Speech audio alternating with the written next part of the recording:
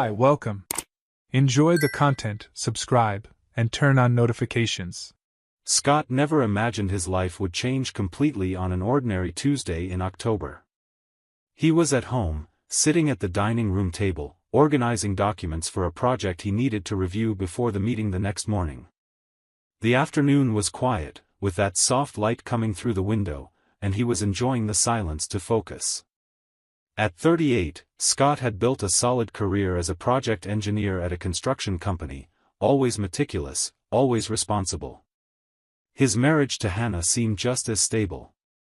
11 years together, well-established routines, and trust he'd never questioned. His phone buzzed on the table. Scott glanced at it absent-mindedly and saw Hannah's name on the screen. He picked up the phone and read the message, "I'm working late tonight, urgent presentation for a client early tomorrow. Don't wait up for dinner." He typed a quick reply, something like, "Okay, good luck with the presentation," and turned his attention back to the papers in front of him. Hannah was a marketing manager at a large company, and last-minute presentations weren't unusual. He understood her pressure, always had. But then the phone buzzed again. Scott picked it up, expecting an emoji or a "thanks" from her. What he saw on the screen made time stop. The message said, "Same hotel, but it has to be quick, my husband's getting suspicious." He blinked, reread it, tried to process it. The words made no sense, certainly not coming to him. My husband's getting suspicious. She was talking about him. To someone else. Scott felt something strange in his chest, a pressure that grew as he read the message for the third, fourth time. It couldn't be. It had to be a mistake, some kind of mix-up. He stood up from his chair, walked to the window, came back, and looked at the screen again. The message was still there, real, undeniable. Hannah had sent it to him by accident. The phone slipped slightly in his sweaty hand. Scott took a deep breath, trying to stay calm, but his mind was already racing. Same hotel. That meant it wasn't the first time. It meant routine, planning, repetition. And she thought he was getting suspicious? He hadn't suspected a thing until 5 minutes ago. Scott didn't reply to the messages. He stood in the middle of the living room, the silence in the house now oppressive. He needed to think, needed to understand. He couldn't just call Hannah and confront her based on a single message. Or could he? No, he needed more information. He needed to be sure. Anger was starting to boil beneath his attempt to rationalize everything. He walked back to the table, opened his laptop, and logged into their shared bank account.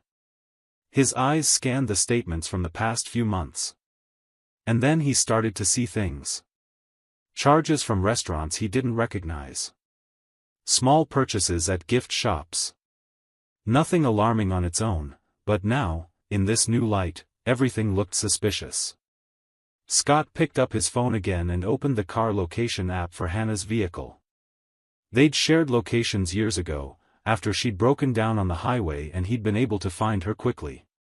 They'd never turned it off. He'd never had a reason to check it, until now.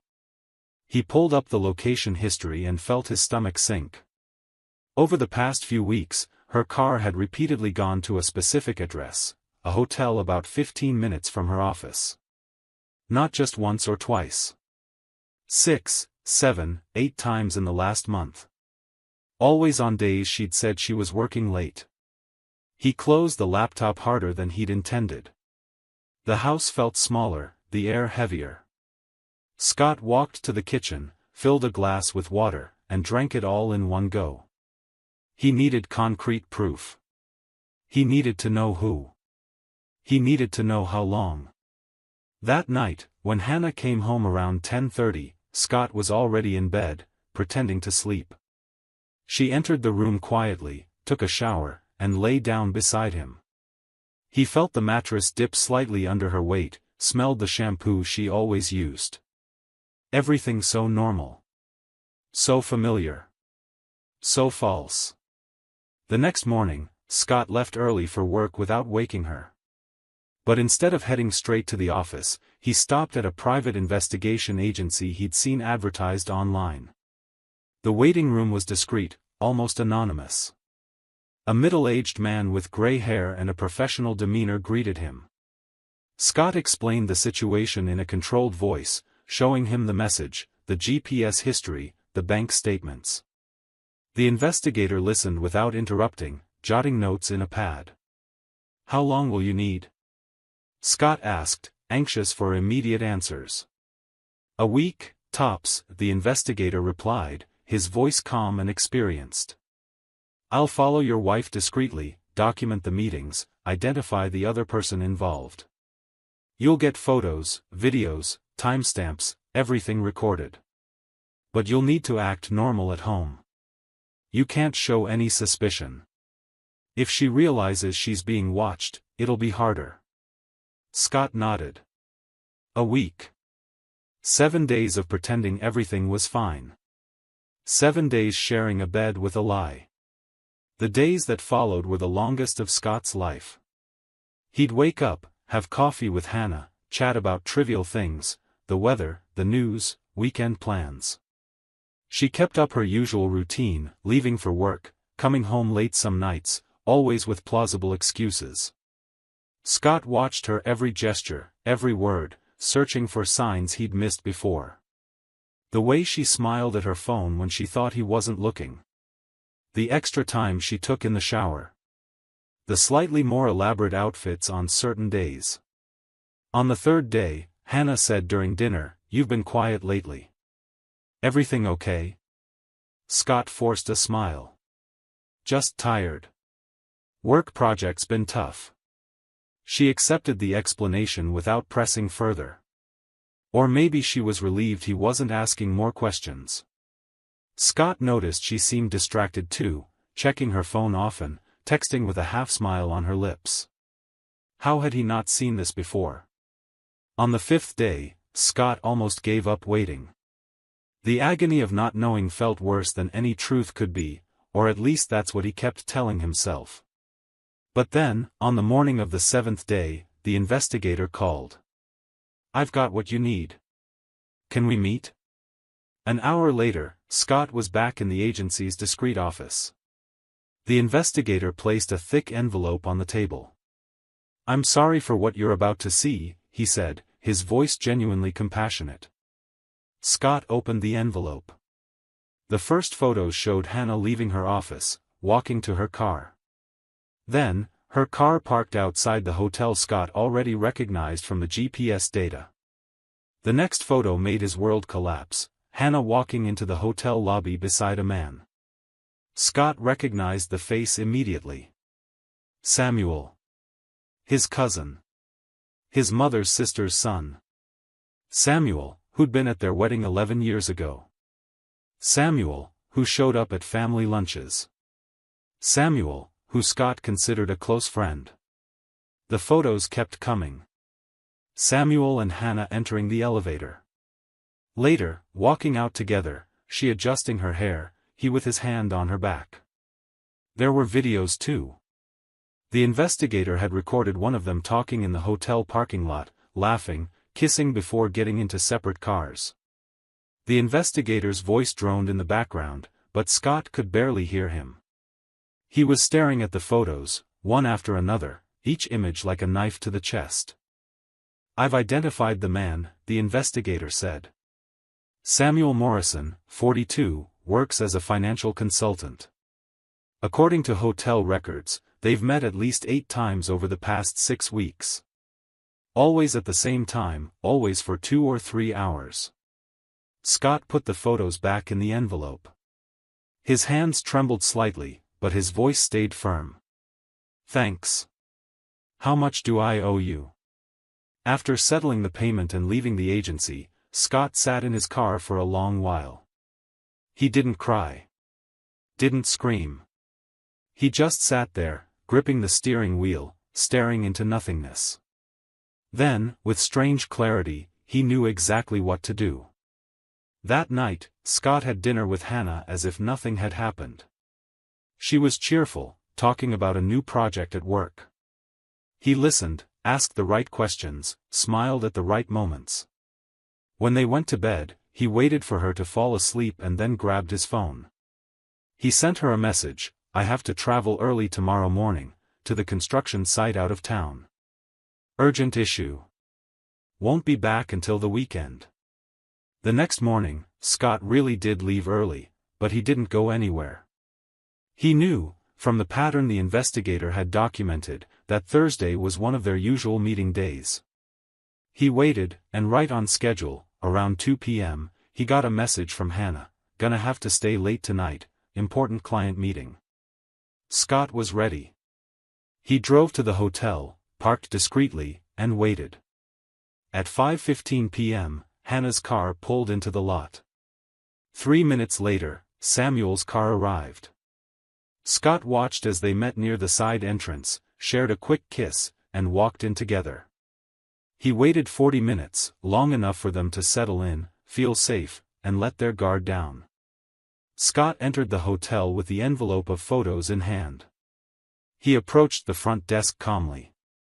"My wife is staying here with someone else. I need the room number." The receptionist hesitated, but something in his expression must have conveyed the seriousness of the situation. She checked discreetly and murmured, "Room 312. Scott took the elevator up, each floor heightening his adrenaline. He reached room 312 and knocked, hard. 3 times. He heard movement inside, muffled whispers. Footsteps approaching. The door cracked open, and Samuel appeared, wearing only pants, his face turning pale as he recognized Scott. "Hey, cousin," Scott said, his voice icy. "I think we need to talk." He pushed past him into the room.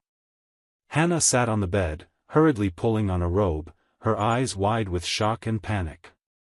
"Scott.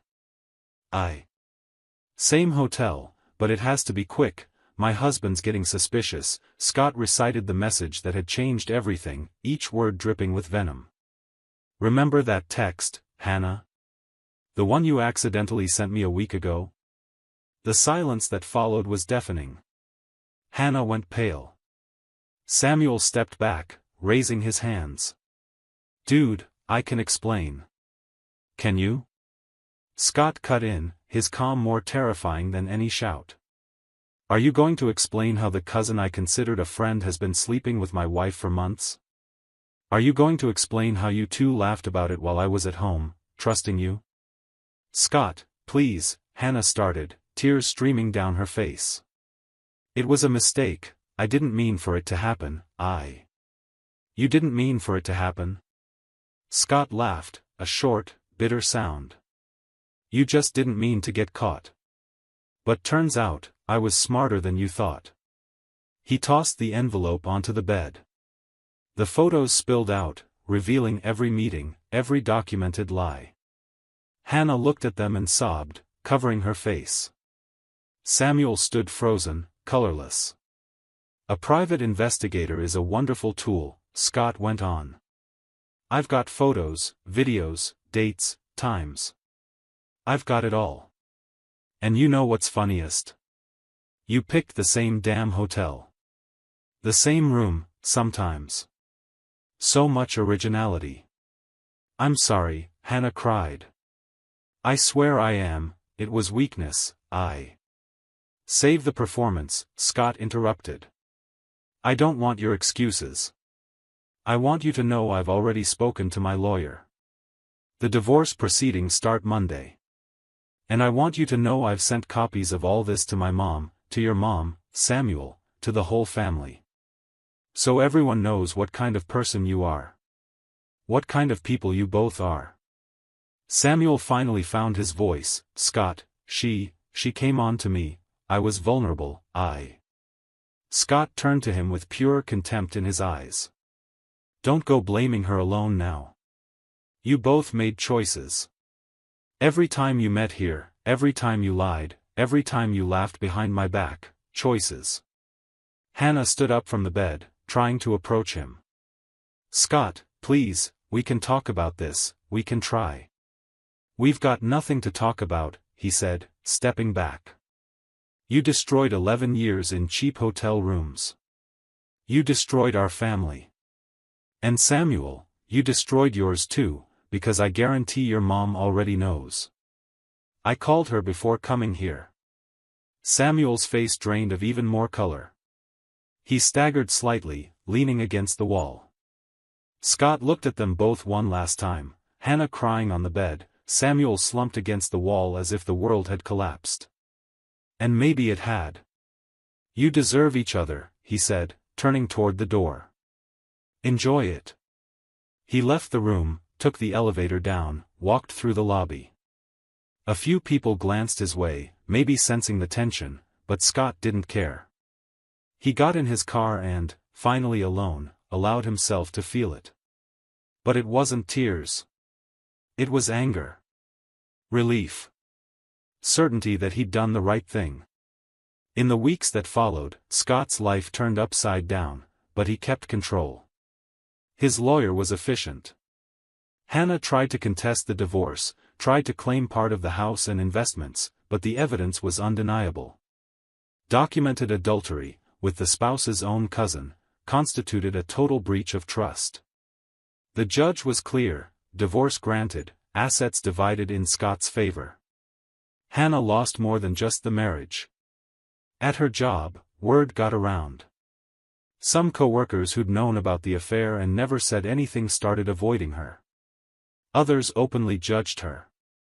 Her reputation was ruined. She called Scott many times in the first few weeks, sending long messages begging for forgiveness, for a chance to explain, to start over. He blocked her number. Samuel faced even worse consequences. His family, especially his mother, was devastated. He was excluded from family gatherings, birthdays, holidays. The weight of betraying family was unbearable for everyone. Even his own sister stopped speaking to him. Samuel tried to justify himself, saying it just happened, that they never meant to hurt anyone, but no one wanted to hear it. Scott, on the other hand, found unexpected support. True friends showed up, offering emotional backup. His mother, though heartbroken by her nephew's betrayal, stood firmly by her son. She'd say, eyes glistening, "You deserve someone who values you." Hannah never did. 6 months after the confrontation at the hotel, Scott was different, not fully healed, but stronger. He sold the house he'd shared with Hannah and bought a smaller, more modern apartment in a neighborhood he'd always wanted to live in. He started going to the gym, picked up old hobbies he'd abandoned. He went out with friends, traveled alone for the first time in years. He discovered that enjoying his own company was liberating. A year after the message that changed everything, Scott was at a cafe near work when he saw Hannah. She was sitting alone in a corner booth, scrolling through her phone, looking tired. Her hair was shorter, she seemed thinner, and her eyes held a sadness Scott had never seen before. Hannah looked up, saw him, and for a moment, they just stared at each other. She raised her hand timidly, as if to call him over. Scott looked at her for one more second, then simply turned and walked out of the cafe. Not with anger. Not with pain. Just indifference. He realized Hannah no longer had any power over him. She was just someone he'd once known, in another life. As he walked down the street under the afternoon sun, Scott felt something he hadn't felt in a long time, peace. Not the peace of someone who'd forgotten or easily forgiven, but the peace of someone who'd moved on and built something new. The betrayal had nearly destroyed him, but in the end, it revealed a freeing truth. He was stronger than he'd ever imagined. And he deserved more than crumbs of loyalty. Life went on, and now, for the first time in a long while, Scott was excited to see what came next. Thank you for watching the video. If you enjoyed it, don't forget to subscribe to the channel and turn on notifications so you won't miss any updates. See you next time.